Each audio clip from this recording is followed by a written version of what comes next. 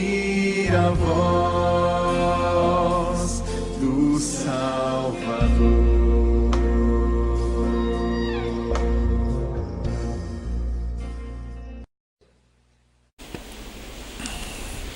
Nós vamos continuar aquela reflexão lá do aprendendo com os atos de Jesus. Não damos muita atenção nas palavras, mas nas atitudes de Jesus.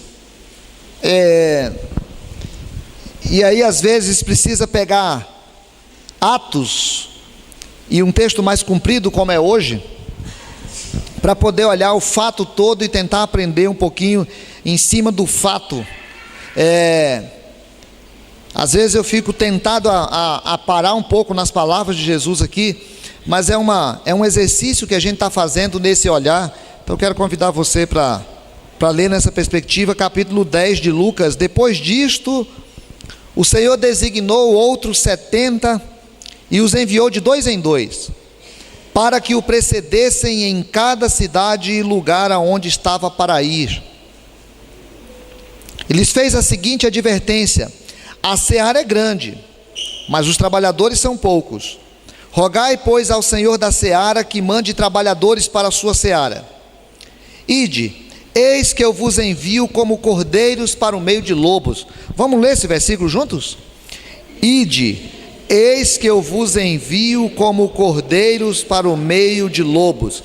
Não leveis bolsa, nem alforje, nem sandálias, e a ninguém saudeis pelo caminho. Ao entrardes numa casa, dizei antes de tudo: paz seja nessa casa. Se houver ali um filho da paz, repousará sobre ele a vossa paz. Se não houver, ela voltará sobre vós. Permanecei na mesma casa, comendo e bebendo do que eles tiverem, porque digno é o trabalhador do seu salário. Não andeis a mudar de casa em casa. Quando entrardes numa cidade e ali vos receberem, comei do que vos for oferecido. Curai os enfermos que nela houver e anunciai-lhes: a vós outros está próximo o reino de Deus. Quando, porém, entrardes numa cidade e não vos receberem, saí pelas ruas e clamai: até o pó da vossa cidade que se nos pegou aos pés sacudimos contra vós outros.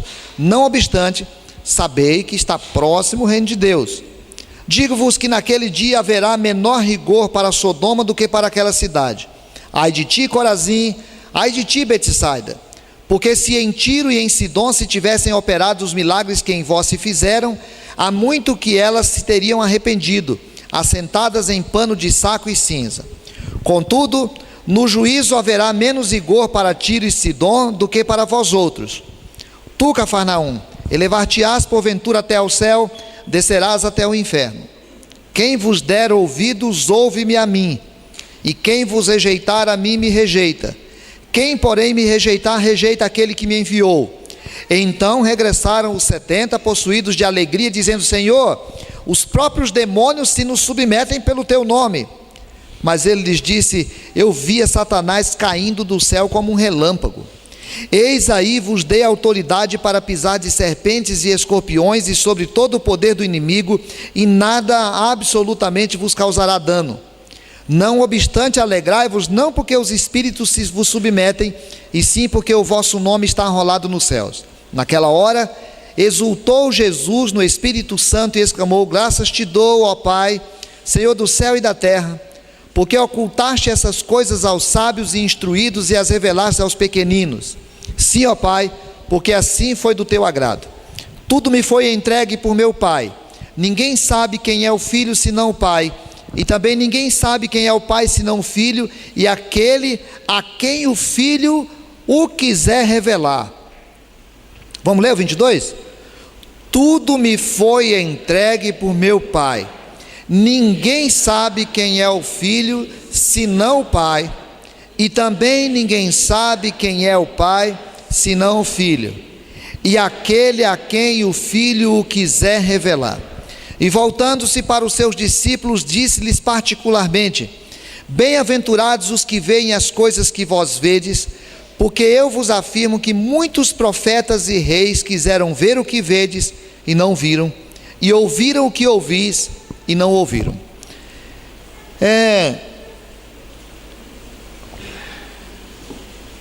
Esse é um trecho, um pedaço de uma história narrada por Jesus, por Lucas, de um fato acontecido naquele dia em relação a Jesus.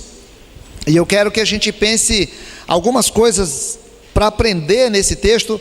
Volto a insistir, é um texto muito rico também nas palavras, mas a gente tem exercitado aqui não olhar as palavras, mas a atitude, o que Jesus fez, como uma forma de tentar aprender um pouquinho.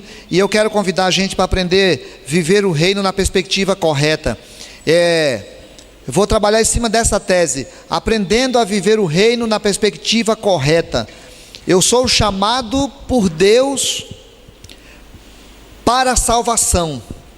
Um dia Jesus se mostrou em Cristo e me chamou para a salvação. E eu entendi que precisava entregar a vida para Jesus, porque senão eu vou ser condenado eternamente por causa dos meus pecados.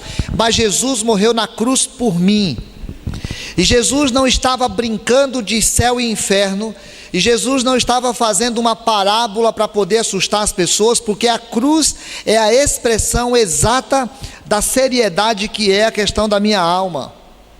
Então eu entendi que Jesus é necessário para a minha salvação, mas entendi também que estou aqui, que vivo aqui, que fui colocado não apenas para ser salvo, mas para anunciar de alguma maneira a esse mundo caído que a salvação chegou, que o reino de Deus chegou.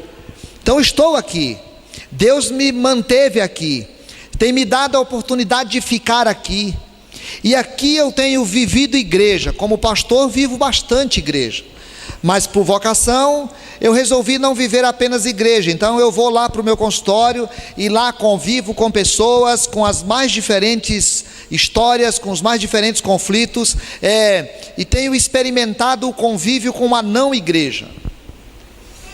Tenho a oportunidade às vezes de dar aula em alguns lugares, ou de dar palestra em alguns lugares, e convivo com outros espaços e com outros valores.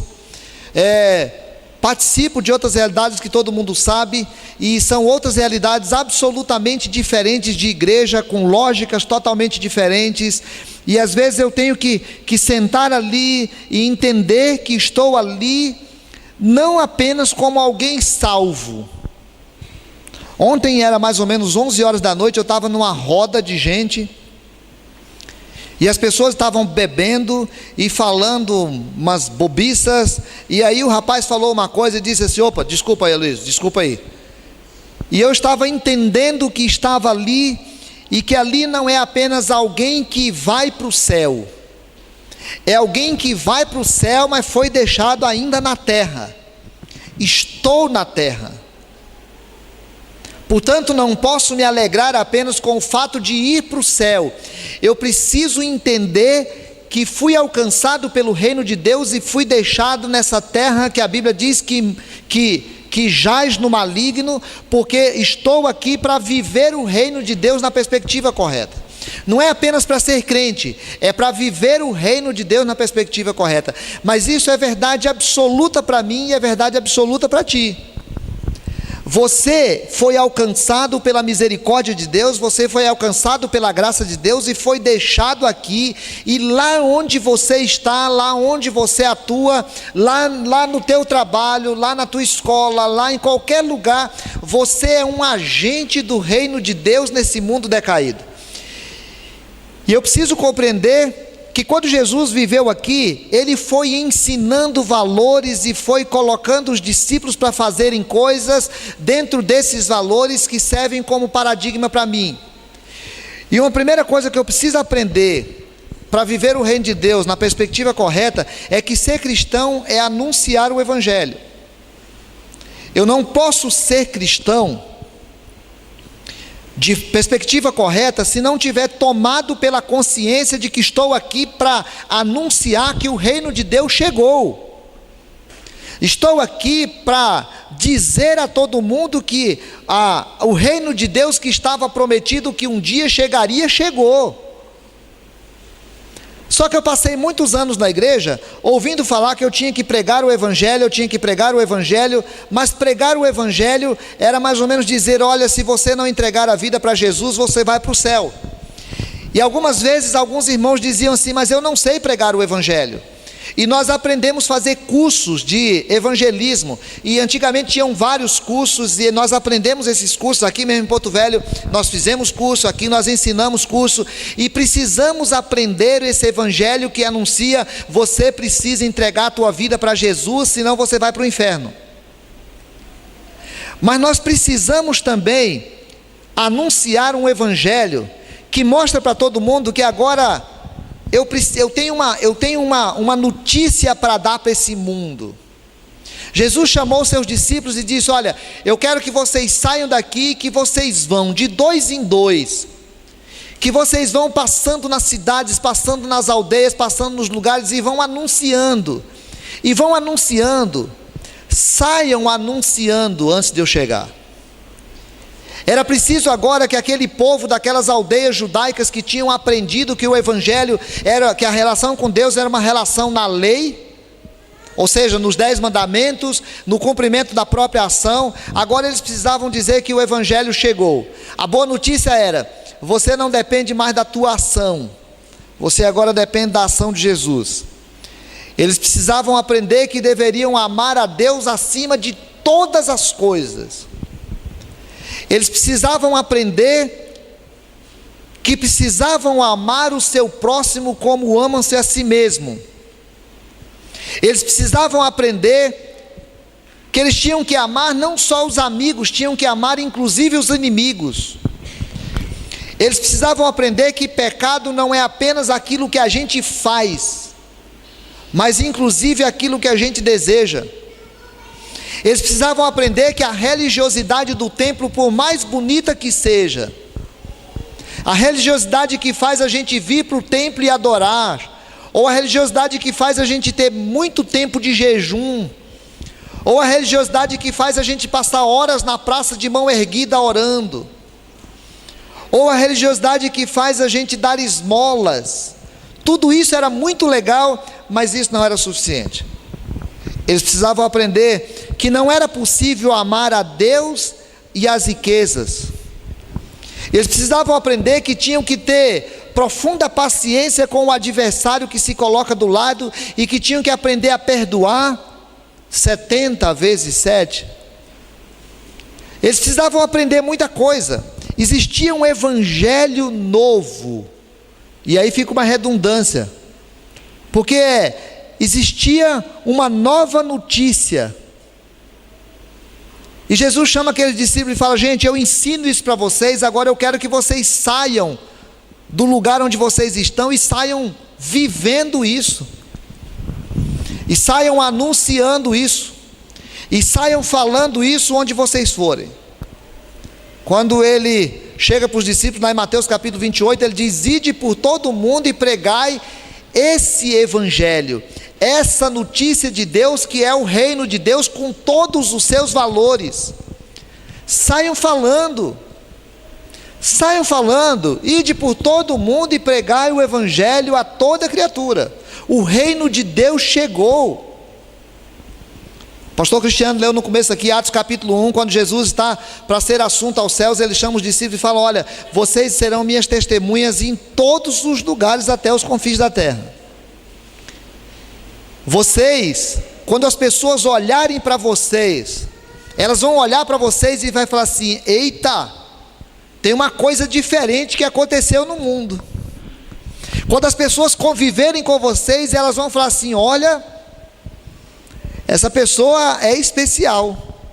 Num mundo tão cheio de crueldade, num mundo tão cheio de mentira, num mundo tão cheio de indiferença, num mundo tão cheio de desamor, num mundo tão seco, num mundo tão árido, de repente a pessoa está andando e encontra um cristão que ama, que perdoa, que não julga, que fala do amor de Deus, que demonstra graça.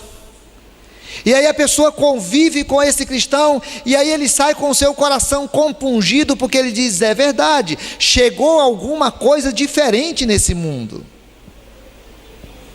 Jesus queria que os seus discípulos saíssem por todos os lugares anunciando essa mensagem diferente, Essa mensagem que não é uma mensagem apenas que diz você precisa de Jesus, senão você vai para o inferno. É uma mensagem que as pessoas conhecem o céu na convivência com os discípulos.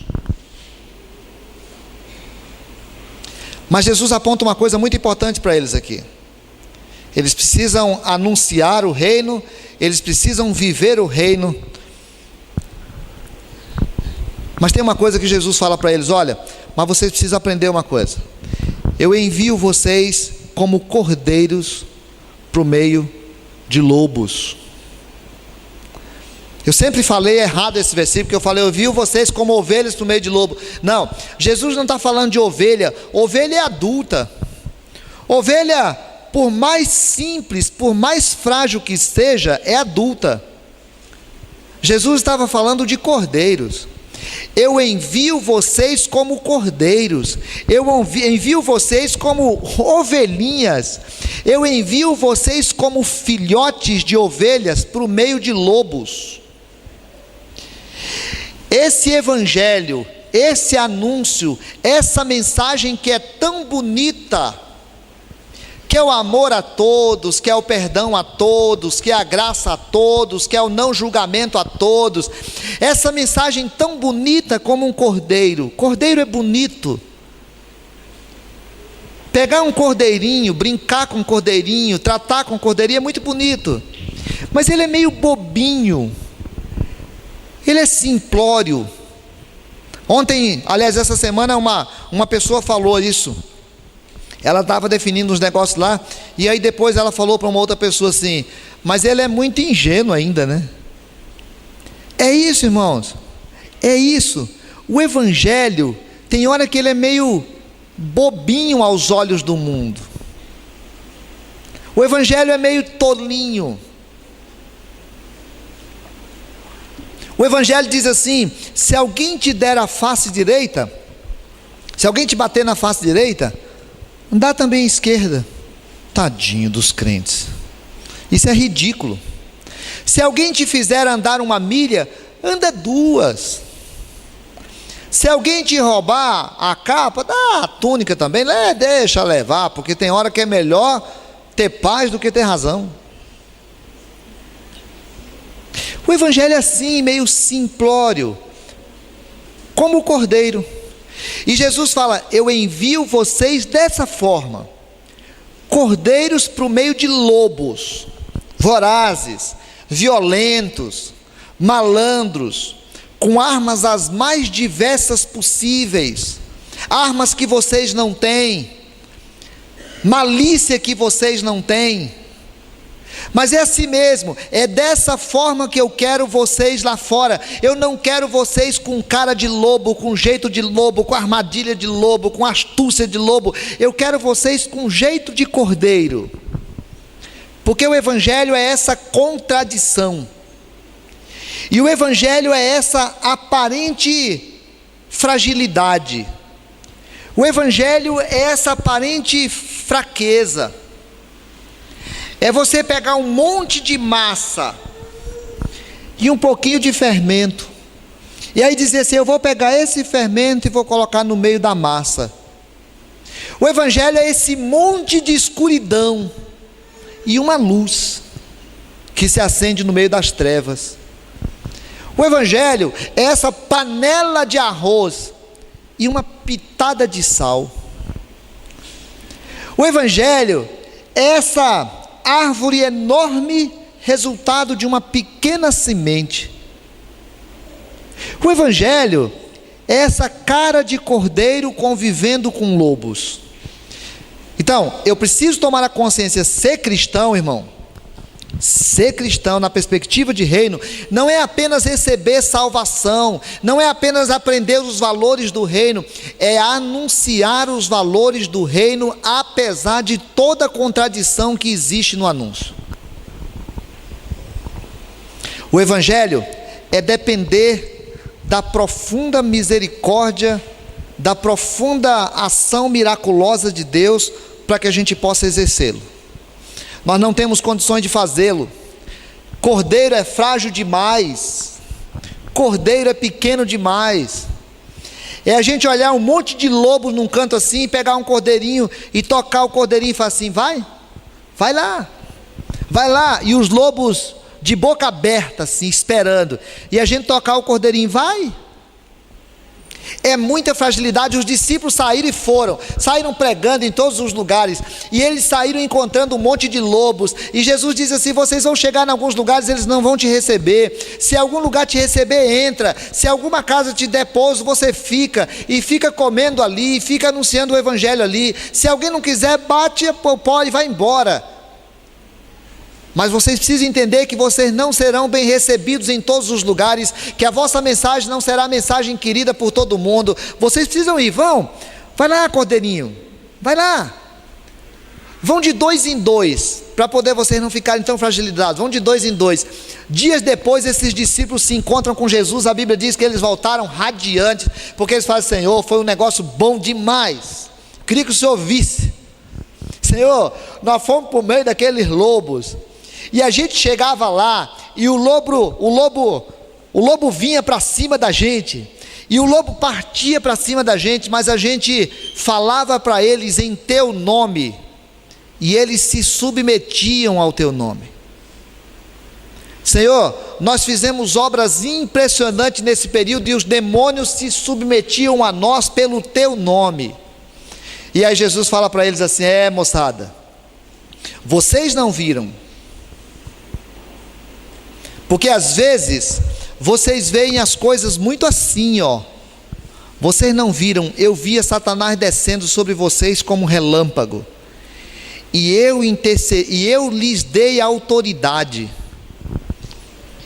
Quando vocês fizeram, vocês não fizeram porque eram poderosos, vocês não fizeram porque eram capazes, vocês não fizeram porque tinham uma ação poderosa dentro de vocês.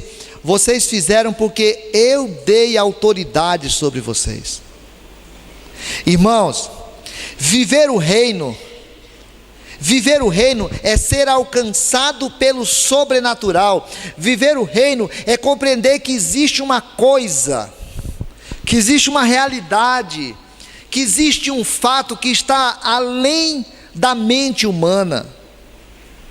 Você foi alcançado pela graça misericordiosa de Deus.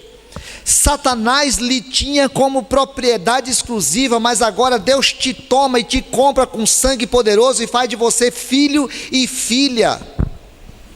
Talvez nós estejamos tão acostumados já com essa ideia que a gente não entende que houve uma ação miraculosa no passado, quando Jesus morreu naquela cruz me salvando. E talvez eu não entenda que quando o cordeiro vai para o meio do lobo e vai anunciar amor num ambiente de ódio, vai anunciar honestidade num ambiente de desonestidade, vai anunciar perdão num lugar de vingança, vai anunciar graça num lugar de lucro. Talvez a gente não entende que ali está havendo um confronto. Talvez a gente não compreende que aquele menino que está na sala de aula e o coleguinha está pedindo cola para ele, e ele diz: cara, eu não posso dar cola porque eu sou crente. Aquele menino, talvez ele não tenha compreensão, porque ele é jovem demais, ele não tem a compreensão que aquilo é uma luta espiritual que está se travando entre os valores das trevas e os valores do reino de Deus. Talvez ele não compreende que aquilo que ele está aprendendo na escola um dia se transforma num candidato que senta com um líder de denominação e compra a denominação por 700 mil reais, como aconteceu aqui em Porto Velho. 700 mil reais, e o líder da denominação vende a consciência do seu povo. Aquilo ali é a colinha da escola. É a gente não compreender que existe um confronto na mocinha da faculdade que está lá estudando, e todo mundo resolve fazer uma festa, e todo mundo vai beber, e todo mundo vai transar, e todo mundo vai fazer aquela bagunça. Ou aquele rapaz da faculdade que ele não percebe que está sendo engolido aos pouquinhos por um processo mundano de um reino decaído, e que Jesus diz assim: cuidado, porque são os lobos que estão querendo te comer. Porque às vezes a gente não compreende que está havendo uma luta espiritual na hora que aquele empresário tem a oportunidade de ganhar um dinheiro se der uma propina para o fiscal. Ele não compreende às vezes que aquilo é uma luta que está se travando espiritualmente. E Jesus diz assim: vai anunciar, vai anunciar, vai anunciar. Como cordeiro no meio de lobo, vai lá e anuncia. E quando você for anunciar, não acredite na tua força, cordeiro. Não acredite no teu poder, cordeiro. Você é fraco demais para lobo, cara. Dependa da autoridade do meu nome. Dependa da autoridade do meu nome. Tome uma posição na vida. O adolescente que toma aquela decisão quando criança diz assim: cara, eu não vou colar e não vou dar cola. E vou dizer para os meus colegas: olha, a partir de agora eu não colo e não dou cola, no nome de Jesus. Porque eu quero aprender a ser honesto com as minhas coisas, porque sou crente, porque Jesus me ensina isso. Jesus falou para eles: eu vos dei autoridade. Então viver o reino é entender que estou aqui para anunciar o reino, é entender que estou aqui para anunciar não no meu poder, não na minha força, não na minha inteligência, não na minha capacidade, não na minha esperteza, mas no poder da autoridade do nome de Jesus. E viver o reino é a certeza de que eu sou fruto da graça misericordiosa de Deus. Eu sou um fruto da graça misericordiosa de Deus. A Bíblia diz que quando eles voltaram, Jesus teve aquela conversa com eles. Aí, o versículo 21 diz assim: naquela hora, exultou Jesus no Espírito Santo e exclamou: graças te dou, Pai, Senhor do céu e da terra, porque ocultaste essas coisas dos sábios e instruídos e as revelaste aos pequeninos. Sim, ó Pai, porque foi assim do teu agrado. Tudo me foi entregue por meu Pai. Ninguém sabe quem é o Filho senão o Pai, também ninguém sabe quem é o Pai senão o Filho, e aquele a quem o Filho o quiser revelar. E voltando para os seus discípulos, disse-lhes particularmente: bem-aventurados os olhos que veem as coisas que vós vedes, pois eu vos afirmo que muitos profetas e reis quiseram ver o que vocês verem e não viram, e ouvir o que ouvis e não ouviram. Irmãos, Jesus estava naquele instante, os discípulos voltaram, e o coração de Jesus se encheu de uma alegria, e o coração de Jesus exultou, porque Jesus começou a pensar o que significava aquele momento. Aquele momento era um momento mágico, aquele momento era aquilo que a Bíblia chama de a plenitude do tempo. Essa semana eu fui visitar a Drica, e o Bruno. Ontem, antes de ontem, não sei, ontem. E sei lá que dia que foi, antes de ontem. E a Drica estava feliz porque nasceu o filho dela, Ela passou 9 meses grávida. Chegou o momento que nasceu o filho. Era mais ou menos esse instante que Jesus estava vivendo. Gente, esse é um momento especial do mundo. Lá na criação foi dito sobre esse momento. Todos os profetas foram pregando a respeito desse momento. Reis quiseram viver esse momento. Pessoas as mais diversas do mundo precisariam entender esse momento. Mas Deus permitiu que esses homens rudes, que esses homens simples, que esses homens que o poder religioso da época não reconhecia, que não eram profetas, que não eram rabis, que não eram pessoas do clero, eram homens simples que estavam ali no entorno dele. Aqueles homens estavam vivendo exatamente a plenitude dos tempos. Aqueles homens estavam vivendo exatamente todo o poder do evangelho transformador que chegou na terra, que jaz no maligno. Aqueles homens estavam vivendo um momento muito especial e Jesus fala assim: Senhor, aquilo que o Senhor ocultou de grandes homens, o Senhor revelou a esses pequeninos. Porque Jesus diz assim: só quem conhece o Filho é o Pai, só quem conhece o Pai é o Filho, e só conhece o Filho aqueles a quem eu revelar, e eu me revelei a esses homens. Meu irmão, minha irmã, sabe o que é isso? Isso é você. Isso é você. Você sabe quantos homens poderosos existem no mundo? Você sabe quantos homens sábios existem no mundo? E não conhece isso? Mas você conhece. E sabe por que você conhece? Porque Jesus diz assim: porque eu me revelei a você. Revelar é tirar a capa. Eu tirei a capa do que estava escondido e os homens não podiam entender, e você entendeu. A você foi revelado toda a graça do Evangelho, você recebeu o Evangelho, e eu estou aqui exultante, porque olho para você como sendo expressão dessa graça misericordiosa de Deus, que Ele resolveu se revelar a você. Eu preciso compreender que estou aqui nessa terra para anunciar o reino, não apenas na palavra, mas no meu jeito de viver. Não apenas o reino que diz você vai para o inferno, mas o reino que diz que você deve amar, perdoar, ser gracioso. Que isso é meio bobinho para o mundo, mas na autoridade do nome de Jesus eu posso. Na autoridade do nome de Jesus, como cordeiro, às vezes no meio de lobos, e os lobos falando as coisas mais absurdas possíveis, eu posso. Não porque tenho poder em mim, mas por causa do nome de Jesus, eu posso anunciar que o reino de Deus está presente. Não é porque sou poderoso, é porque tenho a autoridade do nome de Jesus. Sei que profetas do Velho Testamento quiseram entender isso, mas o apóstolo Pedro diz que eles escreveram sobre algo que eles nem sabiam. Sei que reis poderosos do povo de Deus quiseram entender isso, mas eles nunca entenderam. E agora eu faço parte do reino. Bom demais! Então eu sei o que é o reino, fui alcançado pelo reino,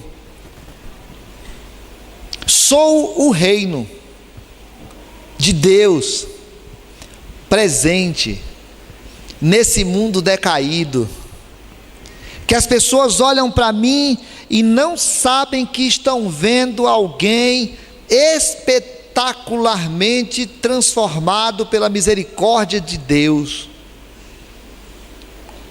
Eles olham para você e eles acham que você é comum. Às vezes mais eles acham que você é até meio bobinho, meio bestinha, meio leso.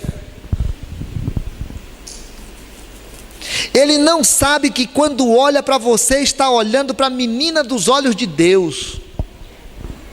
Ele não sabe que quando olha para você, está olhando para a encarnação da graça de Deus. Eles não sabem que quando olham para você, está olhando para um agente do reino de Deus. Eles não sabem. Eles acham que você é apenas um cordeiro. Mas não tem problema eles não acharem. Não tem problema eles não perceberem. O problema é você não perceber. O problema sou eu não perceber.